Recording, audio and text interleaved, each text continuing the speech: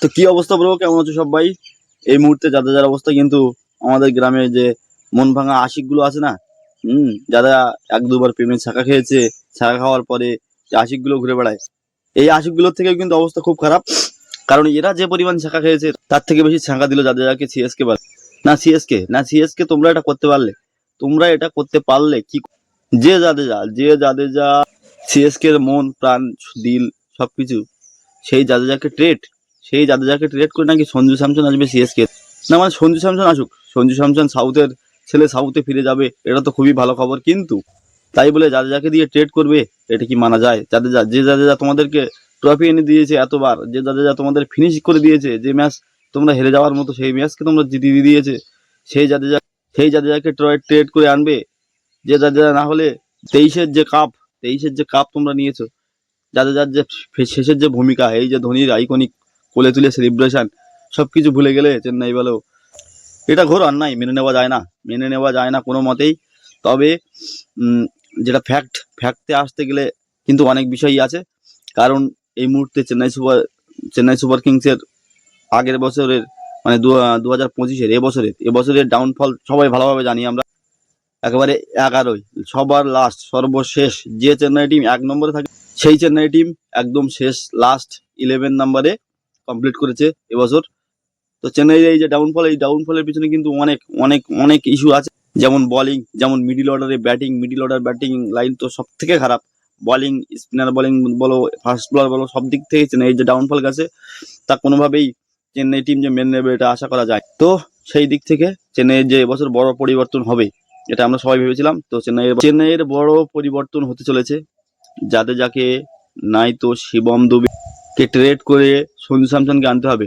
এছাড়া শোনা যাচ্ছে শুধু জাদেজা নয়, জাদেজা সঙ্গে ব্রাভেসকে দিয়ে তবে সঞ্জু স্যামসনকে নিতে হবে, নাই তো শিবম দুবেকে দিয়ে সঞ্জু স্যামসনকে নিতে হবে। মোটামুটি কথা, চেন্নাইতে সঞ্জু স্যামসনকে আনার জন্য চেন্নাই একটা বড় দাও খেলবে। সেই দাওয়ে বলি কিন্তু হয় জাদেজা, না হলে অন্য কোনো বড় প্লেয়ার যেতে পারে। তবে দুবেকে চেন্নাই ছাড়বে না, এটা আশা করা যায়।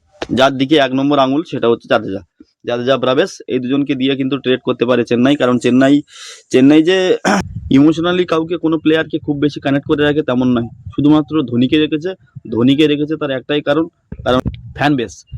ধোনির ফ্যান বেস, দুর্দান্ত ফ্যান বেস। সেই ফ্যান বেসের কারণে চেন্নাই তাকে রেখেছে। শুধুমাত্র পয়সা পয়সা পয়সা। ধোনি চলে যাবে, চেন্নাইয়ের টিকিট সেল শেষ, পয়সা শেষ, তাই ধোনিকে রেখেছে। ধোনিকে খেলাচ্ছে, বেশি পরিমাণ খেলাচ্ছে, এই কারণে টিকিট সেলটা চালিয়ে যাবে চেন্নাই। এছাড়া কিন্তু চেন্নাই ইমোশনালি কাউকে কানেক্ট করে রাখে না। কারণ সুরেশ রায়নাকে যে পরিমাণ হার্ট করেছে চেন্নাই, পুরো আইপিএলে এমন কোনো প্লেয়ার নেই যে প্লেয়ার সুরেশ রায়নার মতো হার্ড হয়েছে চেন্নাইয়ের কাছ থেকে। সুরেশ রায়না, যার নাম ছিল মিস্টার আইপিএল, দুর্দান্ত পারফরমেন্স, দুর্দান্ত পিক ফর্মে থাকা সত্ত্বেও সুরেশ রায়না নিজে রিটায়ার করেনি। অথচ সেই সময় সুরেশ রায়নাকে অকশনে না তুলে, নিজেদের রিটার্ন না করে, সুরেশ রায়নাকে না নিয়ে, যে সুরেশ রায়না চেন্নাইয়ের জন্য এত কিছু দিয়েছে, এত কিছু মন প্রাণ সব কিছু দিয়েছে সুরেশ রায়নাকে, সেই সুরেশ রায়নাকে না নিয়ে চেন্নাই প্রমাণ করেছে যে তারা ইমোশনালি কারোর জন্য কানেক্ট হয়ে থাকে না। তো সেই জন্যে যার সঙ্গে যে ইমোশনালি কানেক্ট হবে এটা কিন্তু নয়। তো সেই জন্যে বেশি ভাবনা চিন্তা করার কোনো কারণ নেই যে না জাদেজা চেন্নাইয়ের মন প্রাণ, তাকে ছাড়বে না, এমন কোনো কিছু নয়।